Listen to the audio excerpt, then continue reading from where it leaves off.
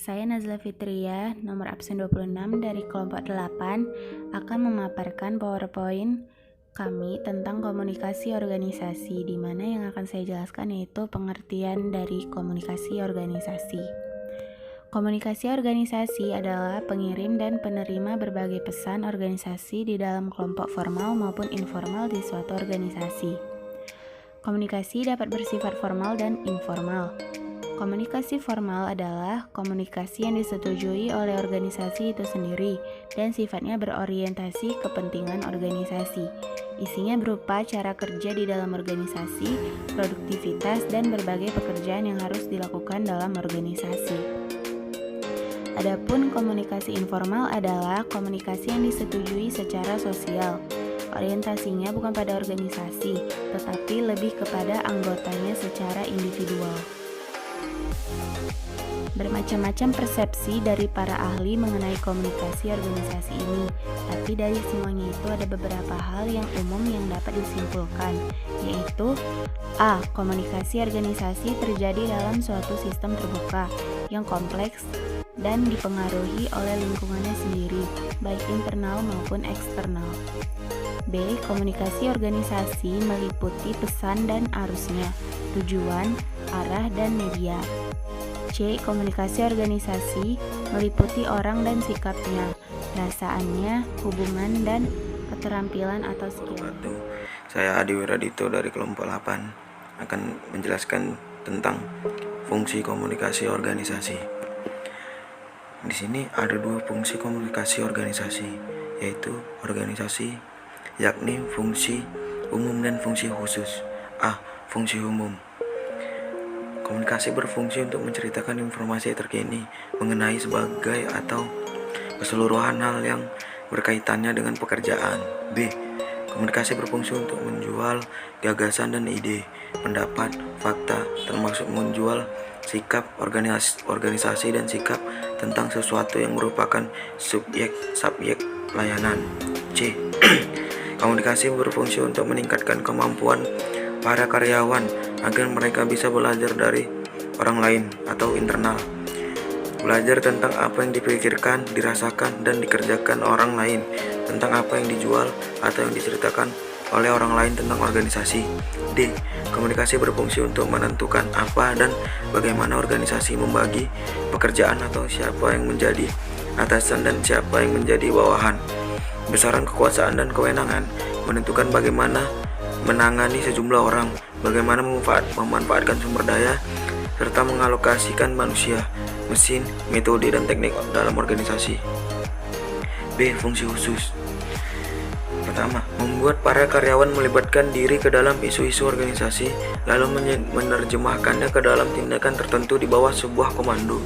Kedua, membuat para karyawan menciptakan dan menangani relasi antar sesama bagi peningkatan produk organisasi.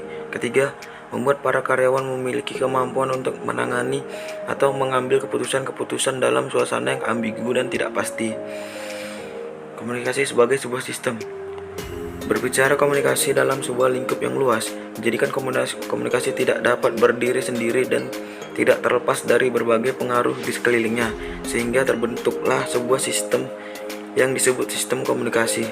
Sistem komunikasi adalah satu kesatuan atau susunan kompleks dari sebuah sistem komunikasi yang meliputi berbagai elemen yang terkait dengannya, di mana elemen-elemen tersebut membentuk sebuah kesatuan yang saling mempengaruhi, sehingga dapat dikatakan sebagai satu sistem yang meliputi objek, atribut, hubungan internal, serta lingkungan dari sistem komunikasi itu sendiri. Itu saja penjelasan materi dari saya. Selanjutnya akan dilanjutkan oleh teman saya. Wassalamualaikum warahmatullahi wabarakatuh.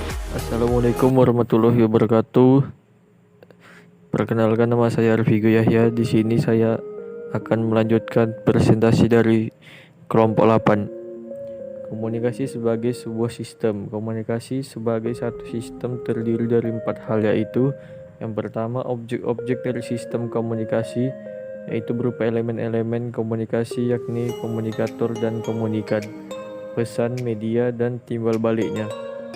Yang kedua, atribut sistem komunikasi, yaitu berupa atribut properti sistem komunikasi dan objek-objek sistem komunikasi. Yang ketiga, hubungan internal sistem komunikasi, yakni hubungan antara orang-orang dalam kaitannya sebagai anggota sistem komunikasi yang dapat dilihat dari interaksi dan pesan-pesan komunikasi di antara mereka.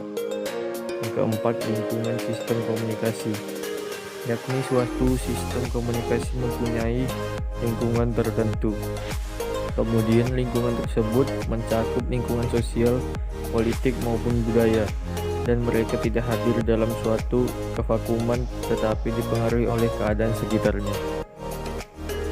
Sistem komunikasi dalam organisasi. Sistem komunikasi di dalam organisasi mendasar dibagi menjadi dua bagian, yaitu formal dan informal. Pertama, sistem komunikasi formal. Sistem komunikasi formal adalah komunikasi yang ditujukan untuk mengatur aliran pesan dan komunikasi di dalam suatu organisasi. Sistem ini dibuat karena organisasi memiliki banyak jabatan, memiliki hierarki kekuasaan, dan karena organisasi membutuhkan sebuah sistem untuk mengatur komunikasi agar pekerjaan dapat efektif. Di dalam sistem komunikasi formal ada beberapa bentuk sistem komunikasi, yaitu downward, upward, dan horizontal. Ada sistem komunikasi yang membicarakan pentingnya bawahan. Yang kedua, sistem komunikasi informal. Sistem komunikasi informal adalah sistem komunikasi yang lebih modern, sudah memakai teori-teori psikologis dan menganggap anggota organisasi sebagai homo volens, yaitu manusia yang memiliki keinginan. Berbeda dengan anggapan sistem komunikasi formal yang menganggap manusia sebagai homo mechanicus, yaitu manusia sebagai mesin. Ya, sekian dari presentasi kami. Terima kasih. Assalamualaikum warahmatullahi wabarakatuh.